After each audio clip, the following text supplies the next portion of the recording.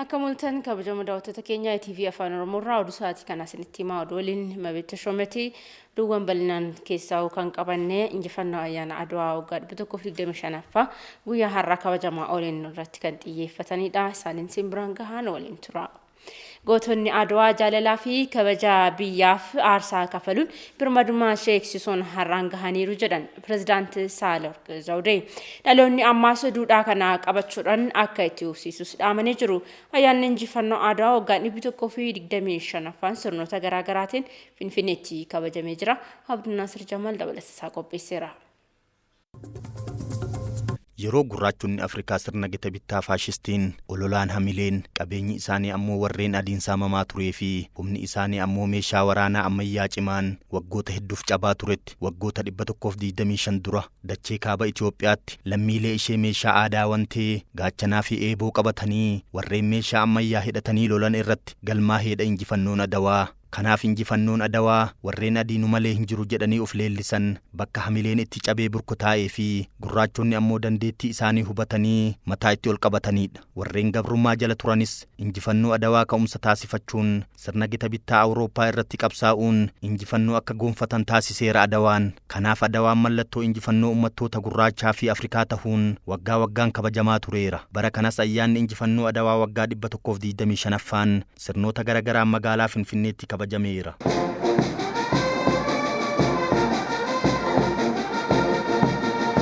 Ayyaanicha irratti Pireezidaantii Saahilawarq Zawudee, Ministeerri Aadaa fi Turizimii Dr. Hiruut Kaasaawuu fi kantiibaa itti aantuu magaalaa Finfinnee Aadde Adaanech Abeebee akkasumas miseensota waldaa gootota Itoophiyaa duraanii dabalatee qondaaltonni olaanoon mootummaa federaalaa fi naannolee argamaniiru. Injifannoon Adawaa aastaa wareegama lammiilee Itoophiyaati kan jedhan Pireezidaantii Saahilawarq Zawudee. Kanaaf yeroo sirni koloneeffattoota adii gurraachota hamilee fi humna cabsetti gootonni Itoophiyaa Adawatti humna faashistii kanarratti injifannoo goonfachuun gurraachota Afrikaa mataa ol qabachiisanidha jedhan. ተስፋ የሚሰጥ ነገር በጠፋበት የሰውን ልጅ ሙሉና ጎዶሎ አድርጎ የከፋፈለው ቅኝ ግዛት አስተሳሰብ yeroo wanti abdii namatti toru dhabame ilaalchi sirna gita bittaa dhala namaa hanqoo fi guutuu godhee qooduu babal'atetti eenyumtuu sochoosuu akka hin dandeenyetti baay'een isaanii yeroo amananii fudhatanitti mataan isaanii yeroo gadi cabe sanatti garuu gootonni Itoophiyaa waan hin yaadamne taasisanii addunyaa ajaa'ibsiisaniiru. Gootonni Adawaa jaalalaa fi kabaja biyya kanaaf jecha aarsaa hadhaawaa kaffaluun birmadummaa ishee eegsisuun har'aan gahan waan ta'eef dhaloonni har'aa duudhaa kana qabachuun itti fufsiisuu akka qabu hubachiisaniiru Pireezidaantii Saahilawarq Zawudee. የአድዋ ድል ምስጢሩ ኢትዮጵያውያን የነበራቸው አንድነትና መተሳሰብ Hidhitiin injifannoo Adwaa tokkummaa fi waliif yaaduu obsaa fi ejjennoo qabaachuun hundaa olitti ammoo jaalalaa fi aantummaa lammiileen Itoophiyaa biyya isaaniitiif yeroo sana qabanidha.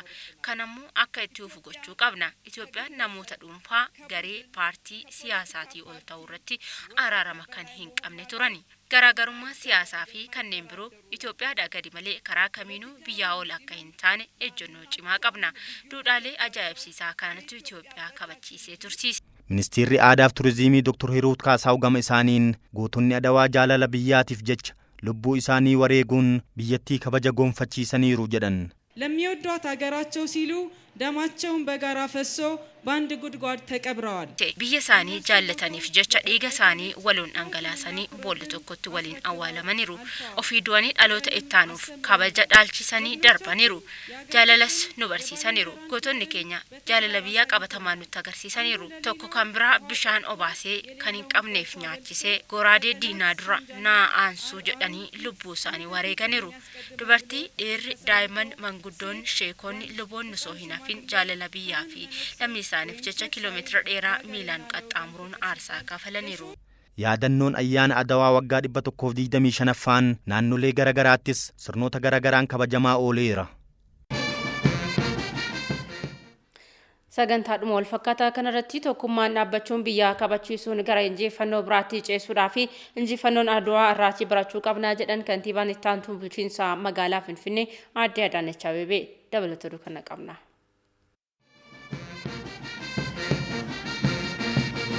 Ayyaana injifannoo Adwaa waggaa 125ffaa magaalaa Finfinnee Birbirsaa Goorootti kabajame irratti argamuun erga kan dabarsan kantiibaa taantuun bulchiinsa magaalaa Finfinnee Aadde Adaanech Abeebee uummanni biyyattii injifannoo Adwaa irraa tokkummaan kabaja biyyaa ofiitiif dhaabbachuun barachuu qaba jedhan.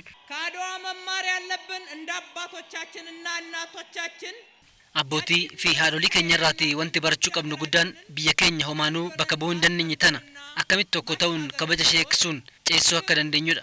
Kun ammoo tokkummaan dhaabachuun diina waloo irratti waliin duuluun biyya waliinii keenya ijaaruuf nu gargaara. Kana waan ta'eefis jibbiinsa xiiqii walitti qabachuu, haloo wal ba'uu, wal tuffii, quba walitti qabuu, siyaasa xiiqii fi morkaa fi hamii dhiisnee qaama furmaata ta'uu yeroo gufuuwwan itti heddummatan kana jala darbuuf waliin dhaabachuu qabna. Dhaloonni ammaa seenaa gootonni abbootiin keenya kanaan dura hojjetan afaaniin haasa'uu fi dinqisiifachuu irra darbe diinota keenya har'aa kan ta'an deegaa fi hiyyummaa injifachuudhaan biyya badhaatti dhaloota dhufu dhaalchisuudhaa fi seenaa mataa keenyaa haala baduu hin dandeenyeen barreeffachuu qabna jedhan. Pirezidaantiin waldaa gootota durii Itoophiyaa Liij Daani'el Jootee ergaa sirna kabaja ayyaana injifannoo Adwaa kanarratti dabarsaniin dhaloonni amma hojiilee injifannoo Adwaa wal fakkaatan kanneen ammatti hojjetamaa jiran kan akka hidha haaromsaa irratti injifannoo mataasaa galmeessuu qabas jedhaniiru.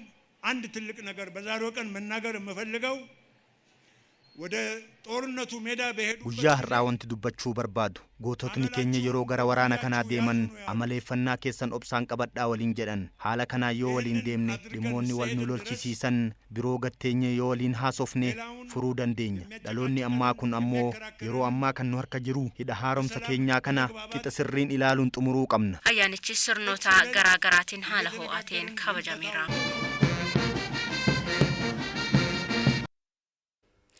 Injifannoon Adwaa dhaloonni ammaa tokkummaa yoo socho'u yoomiyyuu injifachuu akka danda'u kanarraa baratamuu qabudha jedhan miseensonni gootota duraanii. Seenaan gootota kanaas akkaataa barbaachisuun barreeffamee dhalootaaf darbuu qaba jedhamee jira.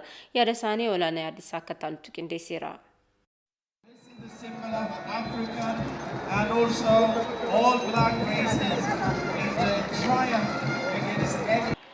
ራስ አሉላ አባ ነጋን አጼ ምኒልክ ergaa tokko erge ቆራርጠናቸዋል የኦሮሞ ፈረሰኞችን ላኩ አንጀሩ እርግ 10,000 ፈረሰኛ አንጀሩ ንጉስ ሚካኤል አሊቦሩ እትሴኔ ምድብድብ ከጀዳምቱ ቶሎዳ ዱበት ወልጨፈጨፈ ጊዜ ሱኒጋ ተራሪ ገበየውን መተሪየሲ ጣሊያንቲ አንዱን አካከዩን ኬኛ አባባዩን ኬኛ ፍር ኬኛ እንድምትዩ ኦሮሞ እንጀኔ አማራ እንጀኔ ጉራጌ እንጀኔ deemaniiru kan akka Baalchaa Abbaa Nafsoo kan akka gabayyoo nama guddaa deeme biyya keenya guddisanii kanaaf tizinatti jedha. Inneeboo qabu eeboo gaachana gajara meeshaa ammayyaa albeenii kan akka wacafoo kan akka minishirii eeboollee kan kana fakkaatuun fardeen isaaniitiin wal kaasanii Oromoon fardeen qaba kanarraa dhaqee bakka sanarratti garee Adwaa lafa jedhamu sanarra gubbaa dhaqanii walii dhagaanii bakkee sana gubbaarratti akka nani dhaga'utti fardeen amma 4,000tti galeedha.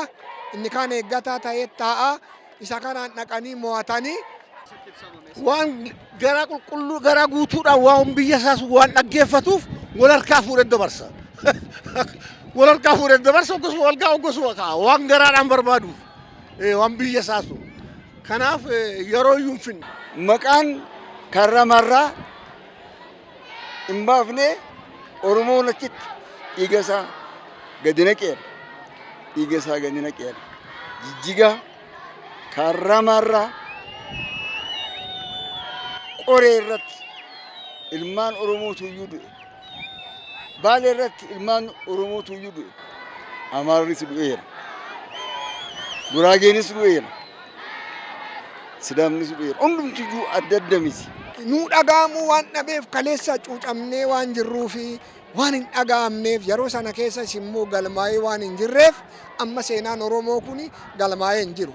Baay'een isaanii anamma nama xiqqaa yoon akkanatti manitti nama 30-40 kanan beeka. Sana olitti immoo namni baay'eensaa jiru jechaadha. Seenaan isaanii kan dhokate. Amma seenaan isaanii kan beekame Baalchaa Abbaa Nabsoo jedhamee Dajjaa Garasuu Dhukii jedhamee Jeneraal Jaagamaa fa'aa namoonni akkana jedhan kun Abdiisaa Agaa nama jedhaman isaanii nama beekamanoo ta'e namoonni kaan immoo seenaa waan hin barroomneef baay'ee isaanii jiru. Muuziyeemiin dhaabbatee seenaa irra aanaa sun keessa jiru faayiliin tokko banamee otoo kaa'ee fi si'ilma migilecaa kan jedhan jira. Akkatti wal lolan akkatti wal fixee maaca'u irratti isa too argee mana sujaaraa mana reqee bakka kan hamma dhaqurraa achi dhaqetti dargaggoon kun baruu hin danda'a. Timirtii biyyaa jaalla biyyaa fudhachuu hin danda'a. Amma garaan keenya tokko ta'ee arrabni keenya tokko ta'ee adda adda ba'uu irra tokko taanee yoo wal eegne yoo biyya eegne yoo biyyaa duune deemnatti jedha. Yoo jaalalli jiraate yoo walii dhagaan seenaanis galma ga'uu danda'a barreeffamuu danda'a. Walitti dhufanii wal jaalatanii eenyu seenaa qaba seenaan keenya akkami jedhanii iddoo silaa dhimmisaa ilaalchuutti bahanii wal ga'anii isa kanaan jaalalaan hoo godhan misooma irrattis taanaan biyya isaanii eeguunis taanaan maal irratti xiyyeeffatanii jaalalaan hoo godhan bakka ga'uu danda'u hundumtuu isa kana kanan. Pirezidaantiin bulchiinsa mootummaa naannoo Oromiyaa Obbo Shimallis Abdiisaa injifannoo Adwaan waggaa 120 olii fi injifannoo uummata Oromoo akka hin taanetti dhokfamaa turus yeroo dhiyoo as hirmaannaa artistoota Oromootiin Oromummaaf deebi'eetii jira jedhan. Ayyaanni Adwaa waggaan 125ffaan qopheessummaa mootummaa naannoo Oromiyaatiin magaalaa Finfinnee Addabaabayii Masqalaatti kabajamee jira. Mangistuu akkuma dabalata qaba.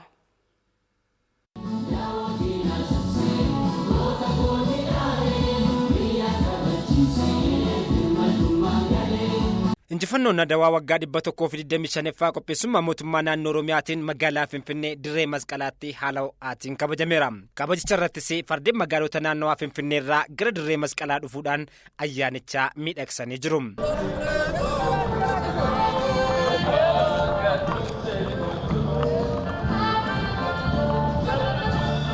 Ayyaanicha irratti pirezidaantiin mootummaa naannoo Oromiyaa Obbo Shimallis Abdiisaa uummanni Oromoo qooda guddaa injifannoo Adwaa irraa qabu irraa waggoota hedduudhaaf dhiibamaa ture jedhan. Yeroo ammaatti garuu tattaaffii gootichi artistii Haacaaluu Hundeessaa fi waayillan isaa taasisaniin duudhaa fi injifannoon Oromoo hatamee ture deebi'uu danda'eeras jedhaniiru. Waggoottan 120 darban kana keessatti seenaan kun hatamee akka seenaa keenya hin taanetti akka duudhaa keenya hin taanetti taasifamaa tureera. Keessattuu artistoonni keenya artist Haacaaluu Hundeessaa artistoonni kaanis hojii guddaa hojjetaniin dirree kana irratti Haacaaluu fi waayillansaa asitti kabajuudhaan seenaan kun duudhaan kun hatame kun akka uummata keenyatti deebi'u gochuudhaan hunda keenya kakaasuudhaan yaadachiisuudhaan boqonnaa haaraa kana jalqabnee jirra. Hirmaattonni ayyaanicha irratti hirmaatanis uummanni Oromoo fardeenii fi lafoodhaan loluudhaan sadarkaa biyyaatti uummata gootummaa fi seenaa boonsaa qabudha jedhan. Maqaan koo Gaaddisaa Nagaasaan jedhama.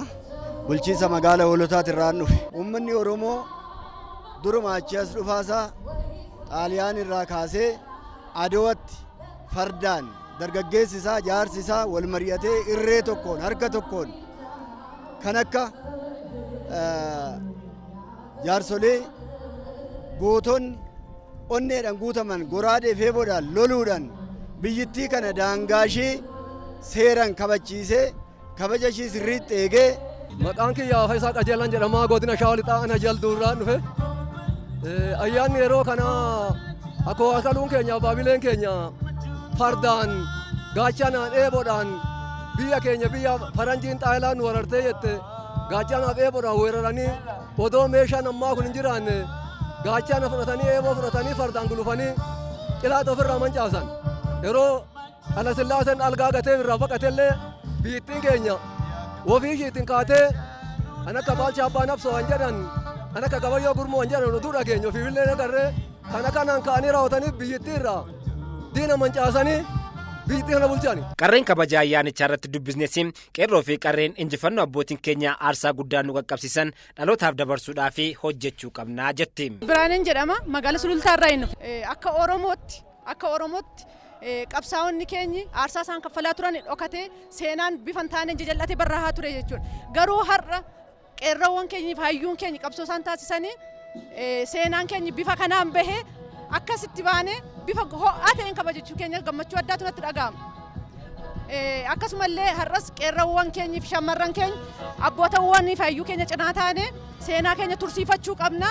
Ayyaanicha irrattis pirezidaantiin mootummaa naannoo Oromiyaa obbo Shimallis Abdiisaa dhaloonni ammaa biyya ijaaruu fi seenaa haarawaa galmeessuu fi hojjechuu akka qaban dhaamaniiru. Saganticha irrattis artistoonnii fi ogeessonni aartii hirmaataniiru.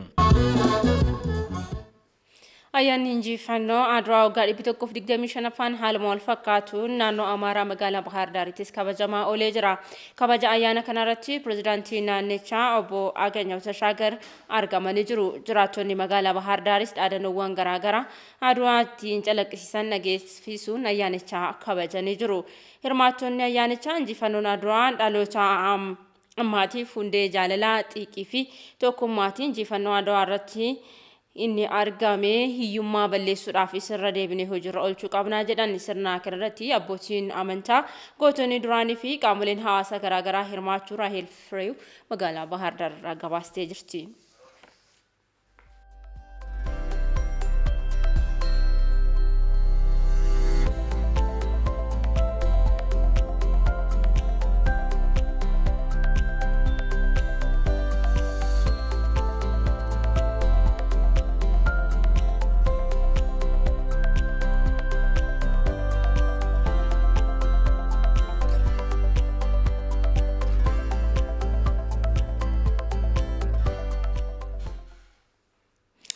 Oduuwwan ayyaana kabaja ayyaana Adwaa keessaatii baanee oduuwwan birootti gaafa deebinu ammoo Adwaa irratti walqixxee kufnee kaanee uummata gurraachaa fi mallattoo injifannoo taanii irraa jedhan ministeerri nageenya Aadde Mufariyaat Kaamil. Ministeerri nageenya Aadde Mufariyaat Kaamil kana kan jedhan waltajjii marii mata duree boqonnaa abdii haaraa jedhuun guyyoota sadan darbaniif taa'amaa tureen har'a wayita xumuran haasaa cufiinsa taasisan irrattidha. Waltajjii ji'oottan ja'an darban haala uummanni biyyattii wal danda'ee nagaa fi kabajaan waliin jiraachuu danda'u irratti xiyyeeffachuun kutaalee hawaasa garaagaraa hirmaachisuun taa'ame irratti bu'aa fi abdiin gaariin argamuusaa Aadde Mufariyaat Kaamil sirna cufiinsaa kanarratti haasaa taasisaniin himanii jiru. Sirna cufiinsa marii kanarratti pirezidaantii mootummaa Federaalaa Dimokiraataa Riippaabilikii Itoophiyaa Saahilewarq Zawudee fi pirezidaantii mana murtii waliigalaa Aadde Ma'aazaa Ashannaafi dabalatee ministeeronni pirezidaantonni naannolee abbootiin gadaa haadholii siinqee jaarsoliin biyyaa fi keessummoonni waamicha taasifameef argamanii jiru. Marii furmaata rakkootii jedhan kana Aadde Mufariyaat Kaamil garaagarummaa qabnu kamiyyuu mariin furuun biyya waloo ijaaruudhaaf hojjechuu qabnaa jedhan. Adwaa irratti walqixa waliin kufnee kaanee uummata gurraachaa fi mallattoo taanee irras jedhan. Waltajjii marii baatii 6 fi guyyoottan 3 darban gaggeeffame kanarratti adeemsi wal kabajuu, wal dhaga'uu fi wal hubachuu mul'ateera kan jedhan ammoo pirezidaant Saahilewarq Zawudeedha. Kunis afuurri Adwaa haaras jiraachuu agarsiisaa jedhan. Dhaloonni kun qaama miidhameera jedhuu fi beekamtii laatee badii isaa amanee dogongora isaarraa baratee araaraa fi of qopheesse qofa afuurri Adwaa jira jechuu dandeenyas jedhanii jiru. Waliin mari'achuun rakkoo furuu fi qooda olaanaa akka qabu kan himan pirezidaant Saahilewarq Itoophiyummaan bifaan amantaa fi aadaa akkasumas duudhaa gargarteen miidhagina waloo keenyaati jedhan.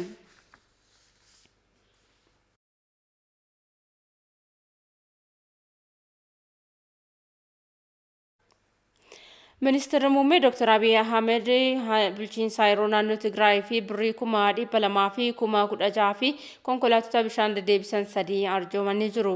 Dr. Abiy Ahmed deeggarsa kana gurgurtaa kitaaba isaanii irraa fi mindaa isaanii irraa hir'isuun kan kennan ta'uun himamee jira.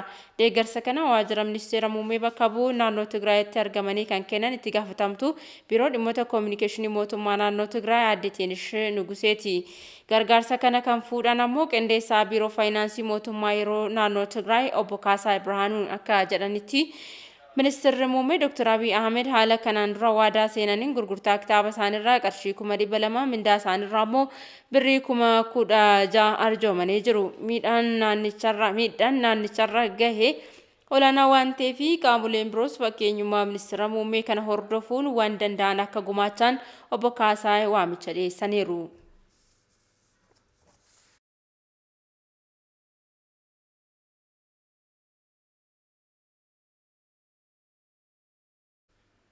Misooma beeladaa fi qurxummii ammayyeessuun dinagdee qonnaan bulaa harka qalleeyyii guddisuu fi carraa hojii dargaggootaaf uumuudhaan xiyyeeffannoo akka hojjetamaa jiru himamee jira. Jilli deetaa ministeera qonnaa Dr. Fiqiruu Raggaasaatiin durfamu godina Jimmaa aanaa Qarsaa fi Limmuu Koosaatti piroojeektii seektara misooma beeladaa fi qurxummii daawwatee jira. Gabaasa waajjira dhimmoota koominikeeshinii godina Jimmaa irraa nu qaqqabee Ababayyoo Kafanii akka ta'utti dhiyeessa.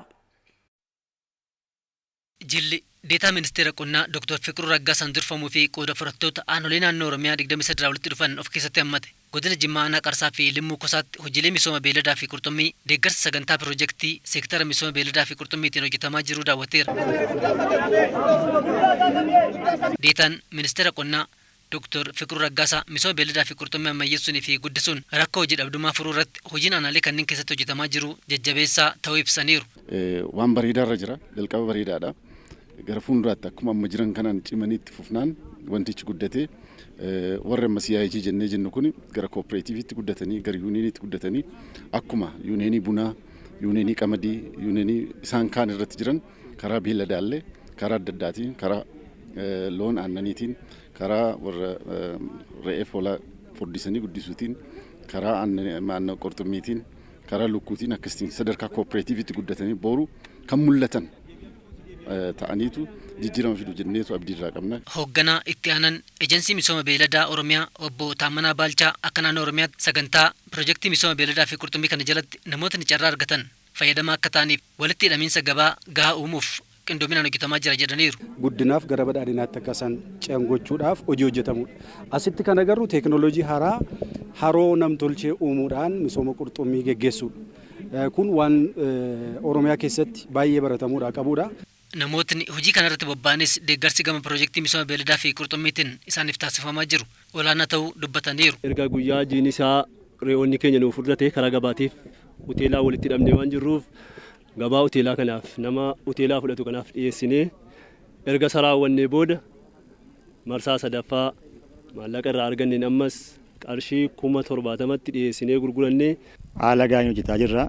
Duraanis baalamoyaan dhufanii nu agarsiisanii jennaan awwalaa kaafnee naa qoonfarruu kaafnee ituma qoonfarruu ituma baalamoyaan nu gargaaru amma qoonfarree bira gahuu kaanirra jechaadha. Hooggantootni waajjiraalee misooma beeladaa fi qurxummii godinaalee fi aanaalee naannoo Oromiyaa garaagaraa irraa daawwannicha irratti argamanis daawwannicha irraa muuxannoo guddaa argachuu ibsaniiru. Muuxannoo ammasitti agarre kana 3 haga 4 siyaajaa 4 bakka tokkotti argine kun kan lukkuu kan deerii kan reedimiitii bakka tokkotti agarre kun jijjiirama guddaa waa of keessaa qabuu fi borulee waan hedduu irraa barannuuf muuxannoo guddaa argadhe jedheetii yaadaan dhugaa dubbachuudhaaf. Muuxannoo hedduu fudhanne Jimmarraa nutis piroojeektii ni qabna.